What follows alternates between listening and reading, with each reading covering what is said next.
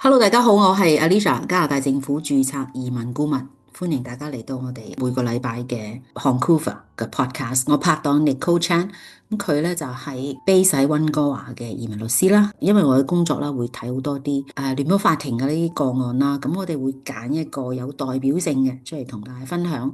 有兩個目的嘅，第一個咧就係睇下現時嘅聯邦法庭法官點樣演繹加拿大移民法啦。咁第二咧就係通常上得去聯邦法庭嗰啲咧都係有啲麻煩嘅，咁我哋咧就係從中就想學到嘢，咁啊目的就係為咗提高我哋客人嗰個 application 嗰個成功率嘅咁樣。今個禮拜咧就同大家分享一個叫做配偶擔保申請嘅 spousal sponsorship application 申請美國居民嘅。咁呢個咧就係司法覆核通過咗嘅，批咗嘅。咁咧就係一個加拿大人 sponsor 佢個配偶去申請PR 嘅。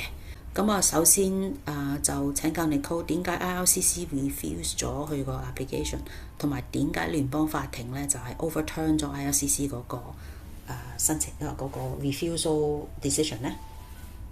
呢個 case 真係好精彩。So 其實個 officer refuse 最基本嘅原因就係因為佢唔覺得呢個申請人同埋佢個 sponsor 咧係一個真嘅 marriage 真嘅 relationship，即係佢覺得佢係假結婚啦，應該話嚇，咁所以就 refuse 啦。咁個法官就話即係你 refuse 佢 OK， 但係你 refuse 佢嗰陣時咧，點解你會話因為佢哋個 age 係爭17年，所以 refuse 咧，係咪？即係個法官就話你如果覺得呢一個係一個 factor 話呢個係假結婚嘅話咧，咁你就應該同個申請人講，俾佢一個機會可以 respond，即係原來你係覺得一個17-year difference 係一個咁大嘅問題嚟嘅，咁樣即係佢就話你唔可以 assume 即係任何人係有一個好大嘅 age difference 都係假結婚嘅，應該咁樣講。都係假結婚，係啦。咁佢亦都有話到。呢個好搞笑，佢亦都有話到個 officer 咧喺個 refusal 入邊咧就話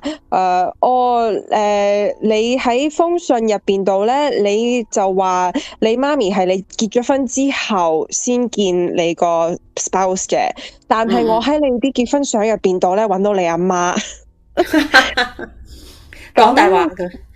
係即係個 judge 就話 OK， 咁即係其實你係信個媽咪喺個 wedding 度啊，定係你信個媽咪係結咗婚先見個 spouse 咧？即係你係信邊個咧？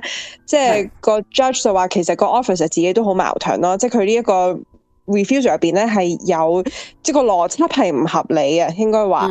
如果你係對呢樣嘢係有問題嘅話咧，你就應該直接問個申請人，俾佢一個機會咧可以回答你咁樣咯。係咯。OK， 好 interesting。係啊，好啊。多謝 Nicole 同我哋分享嗱，呢個唔係呢個 advice。如果你自己嘅 case 咧，就需要 Nicole 俾 advice 你嘅，請你 PM 我哋啦，我哋好樂意同你安排嘅。咁如果你親戚朋友都想聽嘅，歡迎你同佢哋 share 啦，咁樣。咁如果你其他 topic 需要我哋去做 research 嘅，請你喺 comments 嘅留言。下次再見，拜拜。拜拜。